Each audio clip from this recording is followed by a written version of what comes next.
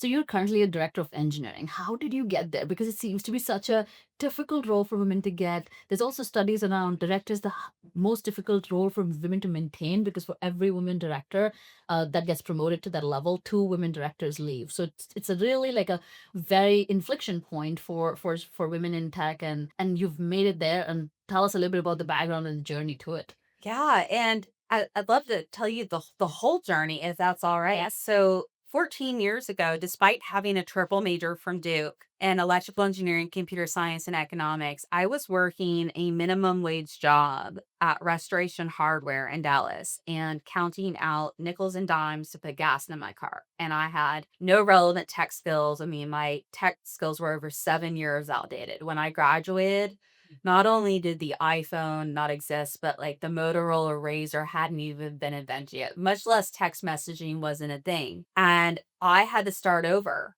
And I was actually looking for administrative assistant roles. And I had a dear friend come beside and said, Lauren, you need to shoot your shot, like Mm. go for something and better. And so I took a career assessment and it said, you should be a software engineer, which felt like a cruel joke. And long story short, I got back into tech, but I only got a 90-day trial period to teach myself iOS, which was brand new technology at the time. And it was the most terrifying thing I've ever done. I took it because it beat the minimum wage that I was making. So at least for 3 months, I would make more than minimum wage. And I didn't know if I'd succeed. It was one of the most terrifying things in my life. I was absolutely rock bottom, and I did. Within 2 years, I was top of field iOS engineer. My work was featured in Apple's groundbreaking iOS 7 keynote. I had won awards for my work. I had worked on some of the biggest name iOS apps out in the industry, Starwood Hotels and Resorts, Discovery Channel, TBS TNT, History Channel, A&E. And I was one of, I've never beat this since like I was spoiled at the young age to do this, but I was one of 100 tech innovators. I mean, we're talking Gavin Newsom, who invented Craigslist, Gavin Newsom.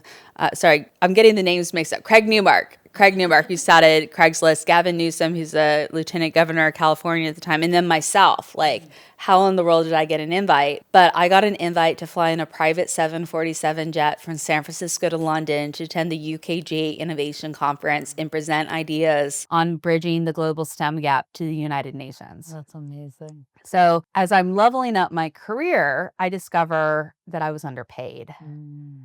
And that's what I made a name for myself with developer is I instead of getting mad, and to be fair, I was mad, but I Mm. didn't stay mad. Mm. Instead, I took responsibility and I was like, this is on you, Lauren. Like, yes, they lowballed you, but you accepted it and Mm. you didn't negotiate. And so I went out and I learned to negotiate a lot. I hired negotiation coaches. I entrusted resources. And through a lot of school of hard knocks, like learning how not to do it and then trying again, I tripled my salary in 2 Mhm. years. And that was a six-figure difference that I Mm. got in that jump. And now after over a decade, it's been over 7 figures earning difference. And so I've had to advocate for myself and I've had to take a hard look at myself to level up.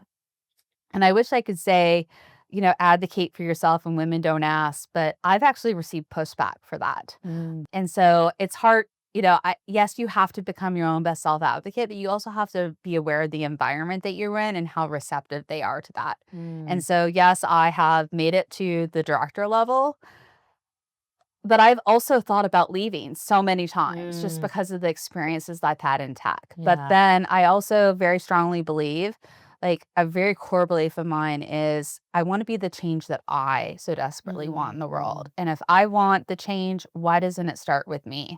And Yeah. so that's why I founded Developer. That's why I'm not the full-time founder of Developer. And that's why I work full-time in tech, is Mm. because when I tell you, hey, follow me and this is how you get promoted in a Mm. year, or this is how you earn more money. It's not just take my advice, I did it once upon a Mm. time. It's this is what I'm doing for myself Yeah. to this day. Yeah. I love that journey. I mean, so much you've gone through so many ups and downs, but I think throughout this whole journey, the main message has been developer, meaning develop yourself every step of the way. Developer is it was it was luck in the universe that I got the brand name developer and the domain developer.com separately.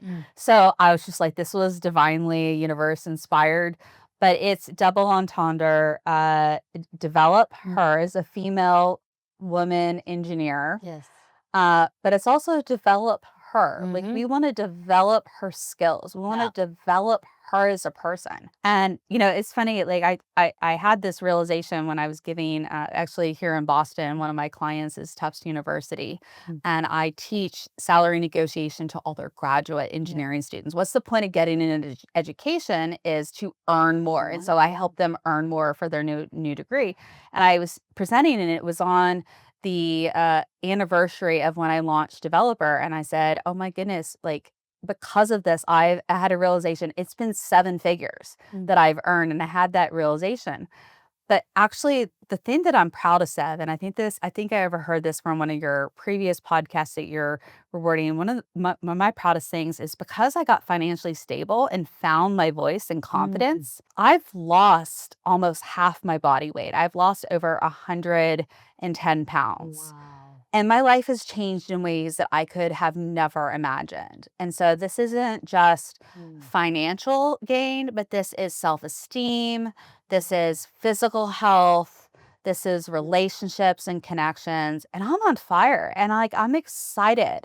And I believe my best days are ahead of me still.